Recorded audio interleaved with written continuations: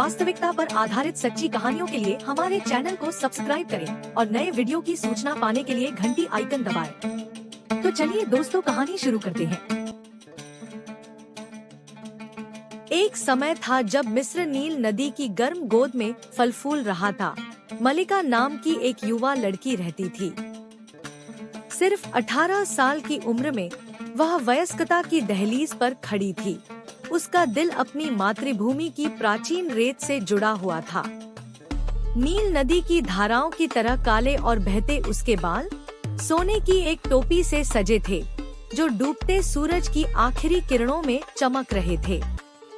काजल से सजी उसकी गहरी भूरी आंखें अतीत की बुद्धिमत्ता को समेटे हुए थी, फिर भी एक नई सुबह की भावना से झिलमिला रही थी। जैसे जैसे परछाइयां लंबी होती गई, मलिका अपने गांव के किनारे खड़ी थी, क्षितिज से परे मंडराते हुए एक अंधेरे भाग्य की पहली फुसफुसाहट को महसूस कर रही थी। शांति के दिन क्षणभंगुर थे। रेगिस्तान की रेत के नीचे काली ताकतें हिल रही थी, बहते खंडहरों में प्राचीन शक्तियां जाग रही थी। मलिका एक ऐसे मंदिर में गई जिसे बहुत पहले भुला दिया गया था, जहां टूटे हुए खंभे समय से पहले के रहस्यों को फुसफुसा रहे थे।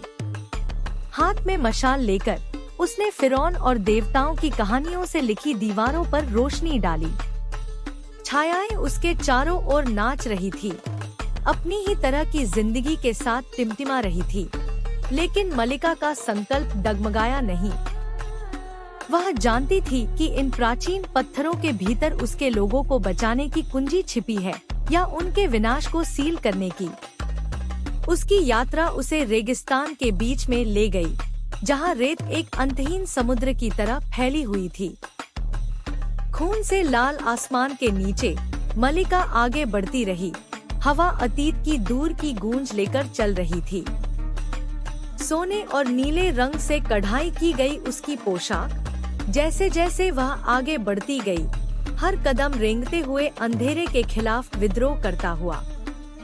रेगिस्तान ने उससे फुसफुसाते हुए बात की, शक्ति और खतरे के वादे, लेकिन उसने अपने कांस्य खंजर को कसकर पकड़ रखा था।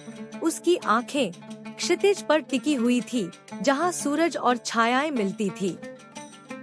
जैसे ही आखिरी रोशनी फीकी पड़ी, मलिका एक गुफा के मुहाने के सामने खड़ी थी, जिसका दांतेदार प्रवेश द्वार किसी जानवर के जबड़े की तरह खुला हुआ था। यहीं पर अंधेरा इकट्ठा हुआ था, जहां मिस्र का भाग्य तय होने वाला था। हर सांस के साथ हवा ठंडी होती जा रही थी और अंदर से एक अजीब सी रोशनी आ रही थी। फिर भी मलिका नहीं डगमगाई। वह अपने लोगों की आखिरी उम्मीद थी। रात के ज्वार के खिलाफ खड़ी एक अकेली आकृति, उसका सिलहुट तारों रहित आकाश के खिलाफ फंसा हुआ था। गुफा के भीतर हवा छायाओं से भरी हुई थी, जो बहुत पहले के फिरौन के चेहरों को दर्शाती हुई आकृतियों में बदल रही थी। मलिका उनके सामने खड़ी थी। मशाल की रोशनी उसके चेहरे पर चुनौतीपूर्ण लपटें डाल रही थी। आत्माएं प्राचीन शापों, समय के साथ खोई हुई शक्तियों के बारे में फुसफुसा रही थी। उनकी आवाजें सूखे पपीरस की सरसराहट जैसी थी। लेकिन मलिका की आवाज अंधेरे को चीरती हुई निकल रही थी। उसके शब्द पुराने देवताओं के लिए एक चुनौती थे। वह जानती थी कि यहाँ लड़खड़ाना उसके लोगों को अनंत रात की चपेट में ले लेगा। जीत का स्वाद भोर की तरह था। मलिका गुफा से बाहर निकली। उसके कदम धीमे और भारी थे, लेकिन उसका हौसला अटूट था। जैसे ही सुबह की पहली किरण रेगिस्तान की रेत को चूम रही थी, वह खड़ी थी, छायाओं को गुफा की गहराई में पीछे हटते हुए देख रही थी। सूरज की गर्मी ने उसके चेहरे को छुआ, उम्मीद की एक नई किरण। कई दिनों में पहली बार मलिका ने खुद को मुस्कुराने दिया, यह जानते हुए कि अब के लिए अंधेरा पीछे हट गया है। अपनी परीक्षाओं के बीच रेगिस्तान ने एक छिपे हुए उपहार को प्रकट किया, एक गुप्त नखलिस्तान, एक ऐसी जगह जहां जीवन शुष्क रेत के किनारे तक भी टिका हुआ था। मलिका पूल के पास घुटनों के बल बैठी थी। ठंडा पानी उसके थके हुए चेहरे को प्रतिबिंबित कर रहा था।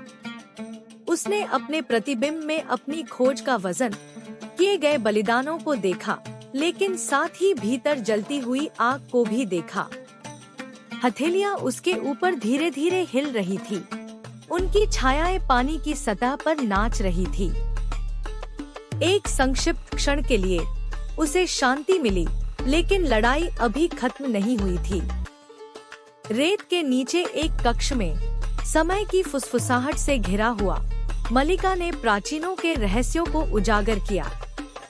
स्क्रॉल उम्र के साथ भंगुर, अंधेरे अनुष्ठानों और शक्ति की कीमत के बारे में बात करते थे।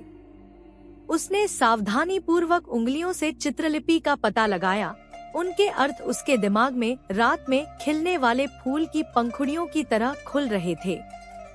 जैसे ही लालटेन की रोशनी ने उसके चारों ओर टिमटिमाती परछाइयां डाली, उसे एहसास हुआ कि वह किसका सामना कर रही है। मिस्र से भी पुरानी एक शक्ति जो मुक्त होने का इंतजार कर रही है। रेगिस्तान के बीच से रेत का तूफान उठा, घूमती हुई अराजकता की एक दीवार जिसने आसमान को काला कर दिया। मलिका तूफान के प्रकोप के खिलाफ खड़ी थी। उसके कपड़े और बाल तेज हवा में लहरा रहे थे। हवा में धूल और भूतिया फुसफुसाहट भरी आवाजें थी, लेकिन वह आगे बढ़ती रही। उसकी आंखें चुपती रेत के खिलाफ सिकुड़ गईं।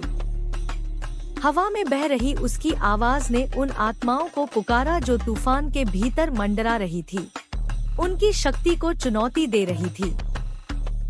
वह जानती थी कि वह प्राचीन नायकों के रास्ते पर चल रही थी, जिसमें वापसी की कोई गारंटी नहीं थी। मंदिर के बीच में आसमान को छूती छतों के नीचे मलिका ने उस अंधकार का सामना किया जो मूर्त रूप ले चुका था। यह किसी भी आदमी से ऊंचा खड़ा था, एक छाया जिसे आकार दिया गया था। आंखें अंगारों की तरह चमक रही थी। मलिका का हाथ खंजर के चारों ओर कस गया। उसका दिल उसकी छाती में धड़क रहा था, लेकिन उसकी नजर नहीं डगमगाई। हवा में प्राचीन शक्ति की गूंज थी, रेत से भी पुरानी इच्छा शक्ति की लड़ाई। अंतिम सांस के साथ वह आगे बढ़ी। उसकी चीख हॉल में गूंज उठी, एक योद्धा का गीत जिसने सन्नाटे को तोड़ दिया। युद्ध तब तक जारी रहा जब तक भोर की पहली किरण प्राचीन पत्थरों के बीच से नहीं निकल गई। जैसे जैसे सूरज उगता गया, छाया धुंध की तरह घुलती गई। खंडहरों के बीच केवल मलिका ही खड़ी रह गई। उसने रेगिस्तान की ओर देखा, जहां रेत के टीलों पर रोशनी फैल रही थी, जो दुनिया को सोने से नहला रही थी। उस पल में वह सिर्फ एक छोटे से गांव की लड़की नहीं थी, वह मिस्र की रक्षक थी, अंधेरे के खिलाफ एक प्रकाश स्तंभ। उसकी जीत बिना किसी कीमत के नहीं थी, लेकिन यह अपने साथ एक नए दिन का वादा लेकर आई थी। छायाओं को परास्त करने के बाद मलिका अपने गांव लौट आई, जहां नील नदी एक बार फिर से वादे के साथ बह रही थी। उसके लोग उसके चारों ओर इकट्ठा हुए, उनके चेहरे उम्मीद और कृतज्ञता से चमक रहे थे। मलिका उनके बीच खड़ी थी। उसकी आंखों में सूरज की गर्मी और सहे गए कष्टों की झलक थी। वह अंधेरे में यात्रा करके रोशनी के साथ लौटी थी। उसका नाम अब रेत के बीच श्रद्धा के साथ फुसफुसाया जा रहा था। और जब उसने उन ज़मीनों को देखा जिनके लिए उसने लड़ाई लड़ी थी, तो उसे पता था कि मिस्र उसे याद रखेगा। मलिका, भोर की रक्षक।